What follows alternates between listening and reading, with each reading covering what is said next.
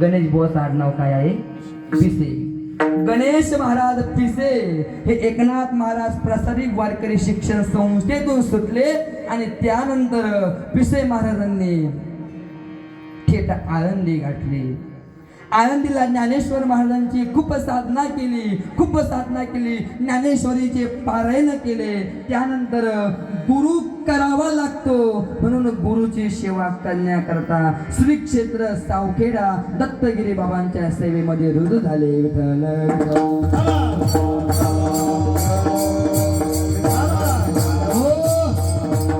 आणि आपल्याला योग्य गुरु स्थान भेटलं म्हणून गुरुची सेवा. ऐका, गुरु कृपा निर्मळ भागीरथी. मी अभंगाच्या एक शब्दाच्या व्यतिरिक्त एक शब्द बोलणार नाही. अभंगाच्या व्यतिरिक्त या वाणीतून एक शब्द सुद्धा बोलणार नाही. फक्त लक्ष देऊन ऐका. या अभंग हा अभंग गणेशगिरी बाबांच्या जीवनावरती तंतोतंत जुळतो. आणि अभंग मी का घेतला हे तुम्हाला नंतर सांगणार आहे.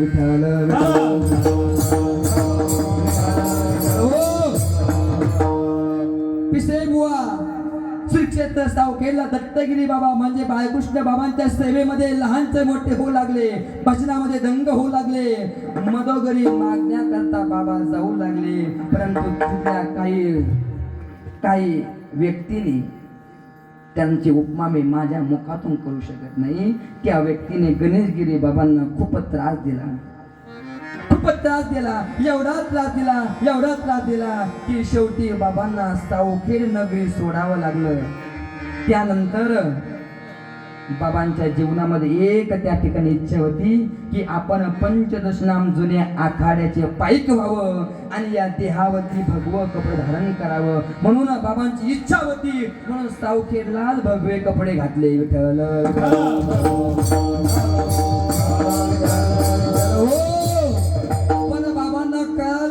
पुढे जगातील लोक मला त्रास देईल. भाजलेलं मडकं टंग वाजतं आणि कडचं मडकं बदबद वाजतं. भाजलेलं मडकं टंग वाजतं आणि जे मडकं कच्चं आहे ते बदबद करतं. म्हणून बाबाने विचार केला, कारण पंचदशाम जुन्या आखाड्याचा नेम आहे की दिगंबर नागा संन्यासी झाल्याशिवाय भगवे कपडे अंगात घालता येत नाही. पंचगुरु दीक्षित झाल्याशिवाय अंगात भगवे कपडे घालण्याचा अधिकार नाही. म्हणून आता मला दीक्षा कोण देणार हे वेळोवेळी बाबा दत्तगिरी बाबाला म्हणायचे, सारखं म्हणत राहायचे. या ठिकाणी परमपूज्य गुरुवर्य सोमनाथ महाराज आहे. गणेशगिरी बाबा आणि सोमनाथ महाराजांचा जीवन काळ समवेत. गणेशगिरी बाबांचं पूर्ण जीवन सोमनाथ महाराजांनी अनुभवलेलं आहे. बाबा सोमनाथ महाराज दत्तगिरी बाबांच्या गाडीवरती त्या ठिकाणी ड्रायव्हरी करायचे. तोपर्यंत ज्ञान काही नव्हतं. तोपर्यंत फक्त एकमेव हात तास होता, फक्त दत्तगिरी बाबांची सेवा. फक्त एकच हात तास होता, फक्त सेवा. आणि बाबांनी शेवटच्या श्वासापर्यंत बाबांची सेवा केली. आणि त्यानंतर बाबा गेल्यानंतर संसाराला विटले आणि परमात्म्याला नटले. विठ्ठल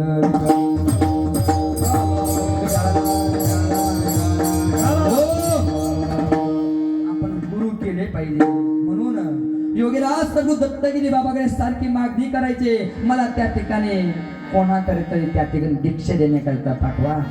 मग त्या ठिकाणी त्यांच्या सोबत माझे सद्गुरू बाबांचे गुरु असणारे कृष्णगिरी बाबाजी, दत्तगिरी बाबाजीने सांगितलं कृष्णगिरी बाबाला, तुम्ही आता या पिसे बुवाला दीक्षा द्या. ऐका. त्यानंतर काही वाद झाला आणि गणेशगिरी महाराज यांनी सावखेड सोडलं आणि थेट अंबऋषी गाठली. विठ्ठल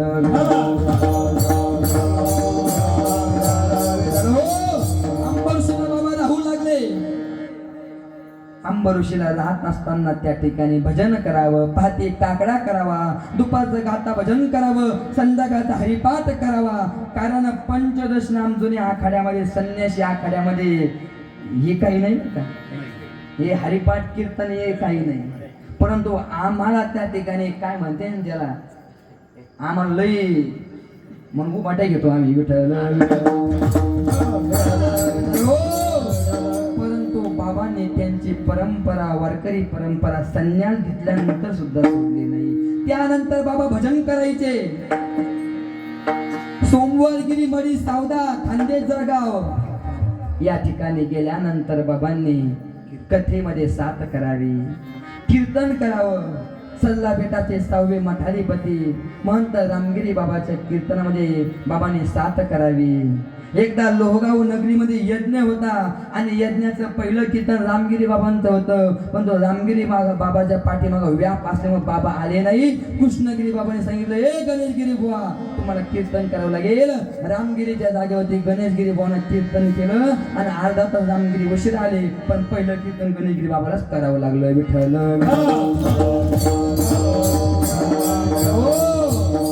गणेशगिरी बाबांची श्रद्धा, त्यानंतर श्रद्धेचा विश्वास पाहिला. गुरु करणं सोपं नाही बरं का, गुरु करणं सोपं नाही. तुम्हाला वाटतं गुरु करावा, भाऊ गुरु करणं सोपं नाही बरं का. हा ऐका, गुरु करण्याकरता घातली माळ आणि टाकली गायात असं नाही बरं का.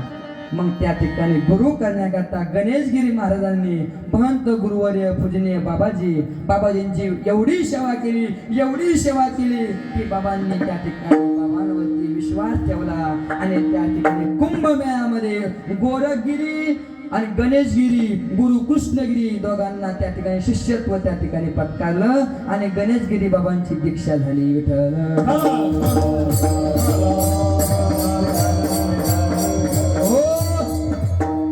गोरखगिरी बाबांना दीक्षा दिली, त्यानंतर गणेशगिरी बाबांना दीक्षा दिली. पहिले पिसेबाव होते, दीक्षा झाल्यानंतर गणेशगिरी नाम पडलं आणि नारळ फोडलं. विठ्ठल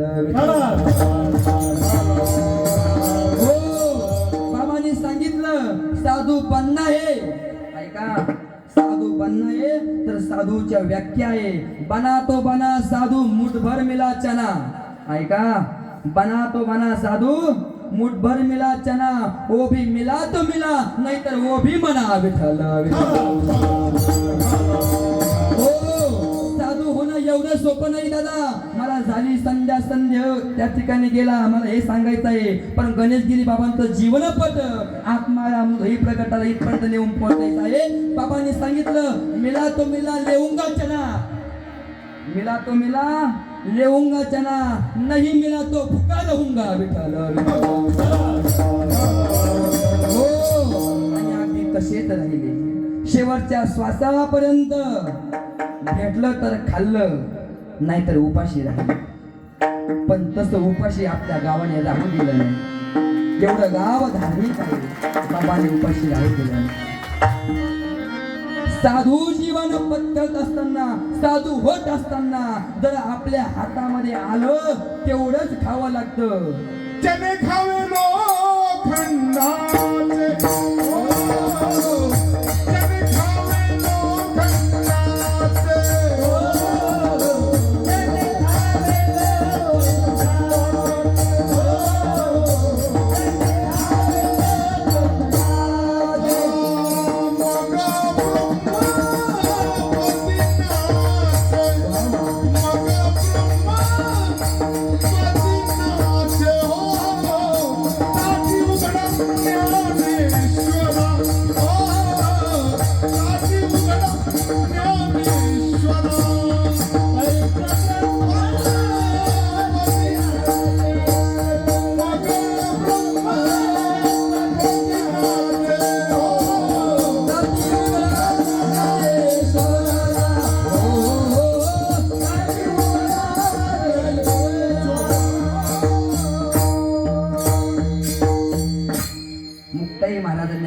उपदेश करतात. ज्ञाना, हे ज्ञाना, जर त्या ठिकाणी ब्रह्मपदावरती नाचायचं असेल, ब्रह्मपदी जर ठाव घ्यायचं असेल तर ज्ञाना लोखंडाचे चणे खावे लागते रे. ज्ञाना, चणे म्हणजे फुटाणे, कशाचे?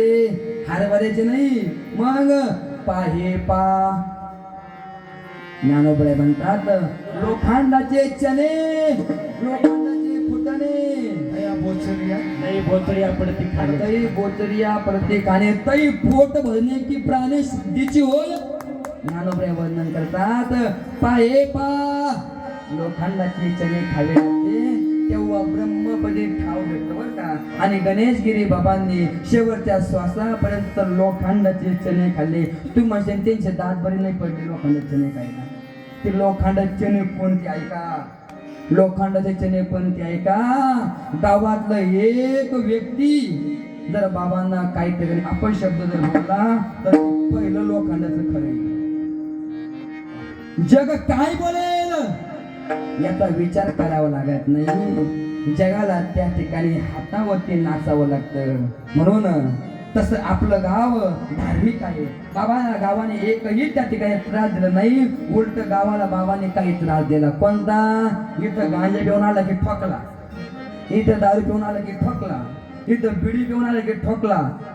हा बाबाने त्रास दिला पण ते तुमच्या कल्याणाकरता बाबा निघून गेले. पण आज सुद्धा तुमच्या मनाला घर करेल. इथं बाबा आहे बरं का. इथं कोणी गांजा नाही प्यायचं, इथं कोणी दारू नाही पिणार, इथं कोणी मटका नाही खेळणार. का? तर बाबांनी लोखंडाचे चणे खाल्लेले. म्हणून मुक्ताई उपदेश करते, ज्ञाना जो लोखंडाचे चणे खातो तो ब्रह्मपदावरती नसतो, ब्रह्मपदी राज्य करतो.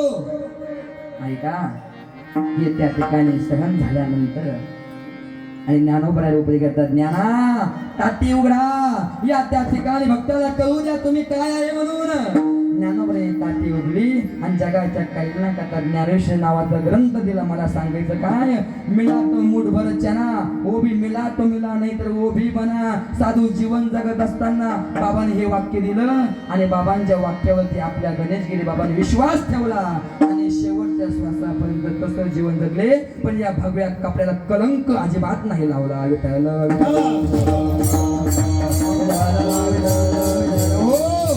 त्यानंतर काही कारणास्तव अंबऋषी नगरी सोडली आणि सरळ त्या ठिकाणी दहेगाव आहे, मौनगिरी बाबांचं, बरोबर ना, जनार्दन बाबांचं दहेगाव.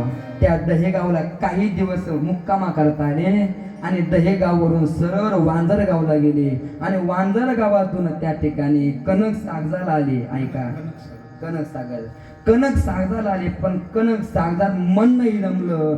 बजरंगबली गणेशगिरी बाबांची वाट पाहत होता. म्हणून कनक सागजातून गणेशगिरी बाबांना मात्र याने सरळ बोलवून घेतलं आणि या टाकी सागर मध्ये येऊन जाऊ लागले.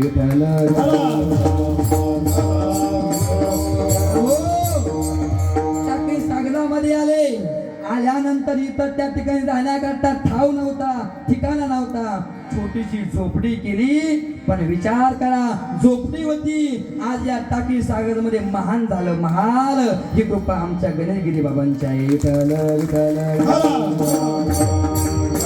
हो, बाबांनी सकाळी उठावं, आपले संध्या करावी. आता विषयावरती आपल्या बाबांनी सकाळी उठावं, त्या ठिकाणी संध्या करावी. सकाळची पूजा संध्या झाल्याशिवाय बाबा घास खात नव्हते.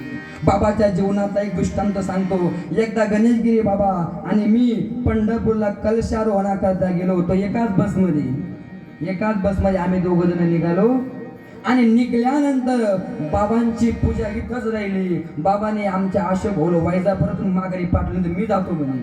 आशोभाऊ म्हणे, बाबा एक दिवस पूजा नाही केली काय होतं म्हणे. ते एक दिवस थोडं भाकर नाही खाल्लं काय होतं म्हणे. वैजापुरातून बाबा घरी आले. घरी आल्यानंतर बाबांनी पूजा नेली. मला सांगायचं काय, संध्या बाबांनी संध्या एवढी केली की संध्या झाल्याशिवाय बाबा जेवण नव्हते करत. बाबांनी सकाळी उठावं, पूजा करावी, दुपारचं त्या ठिकाणी पूजा पाठ करावा. संध्याकाळचं साधूचा नेम आहे, साधूला दोन वेळेस स्नान करावं लागतं आणि बाबा 2 वेळेस स्नान करायचे. हा बाबाने संध्याकाळ शेवटपर्यंत केला. म्हणून नाथ बाबाला म्हणावं लागलं की त्यांच्या हृदयामध्ये आत्माराम प्रकटाला. त्यांची संध्या झाली. अभंगाचं पहिलं चरण झाली संध्या,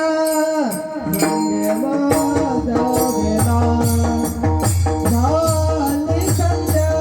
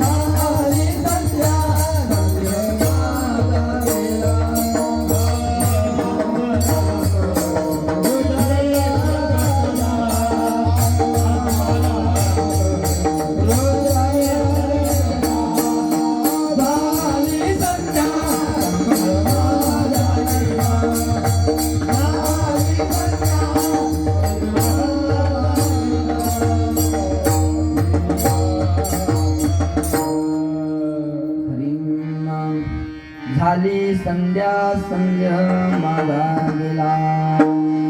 नाथबाबा वर्णन करतात, ज्या साधू पुरुषाने, ज्या सज्जनाने, ज्या त्या ठिकाणी परमभक्ताने अखंड जीवनामध्ये संध्या केली त्याचा संदेह निघून जातो. म्हणून आपल्या गणेशगिरी बाबांनी संध्या केली, त्यांचा संदेह निघून गेला. संदेह निघून गेला म्हणून हृदयामध्ये आत्मा राम प्रगटला. गणेशगिरी बाबांचं जीवन आठवा. बाबांनी सतत भजन करावं. भजनी जर येत नसेल तर 4 वाजल्यापासून भजनी मंडळाला फोन करावा. येतो का नाही तू कतवाय घरी येऊ भजन करायला. हे अखंड खंडेना जीवन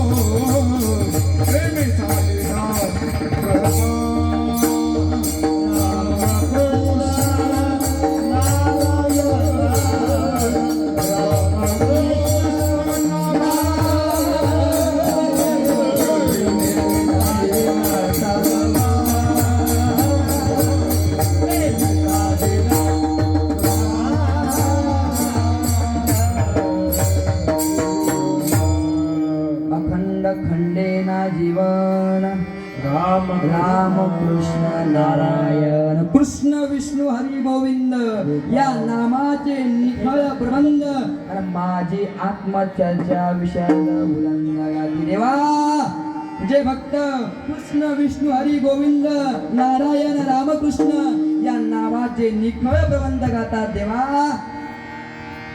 भगवंताचे वाक्य वर काही वाक्य साधे नाही आणि या वाक्यावरती ज्ञानोबांनी भाष्य केलेले आहे. कृष्ण विष्णू हरी गोविंद या नामाचे निकळ प्रबंध माझी आत्मचर्चा विषय उदंग गातील ते प्राणा परते. ते भक्त मला माझ्या प्राणापेक्षाही आवडतात. ते हे प्राणा परते आवडती मज निरुते आणि जे भक्त चरित्राते प्रशंसिते विठ्ठल.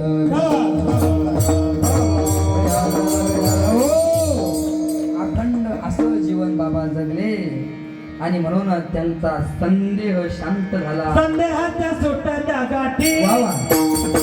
संदेहाच्या सुटाच्या गाठी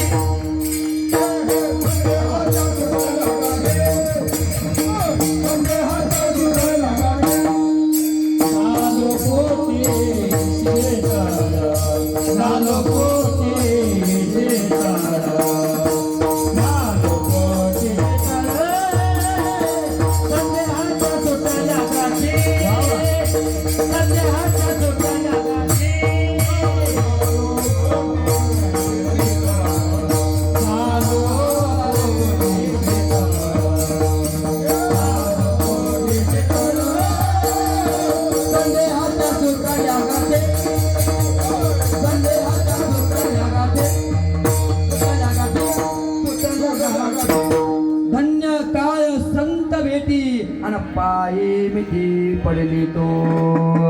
संतांच्या संगतीमध्ये राहिले आणि त्यावेळेस संदेहाची गाठ सुटली आणि हृदयामध्ये आत्मा राम हृदय प्रगटला.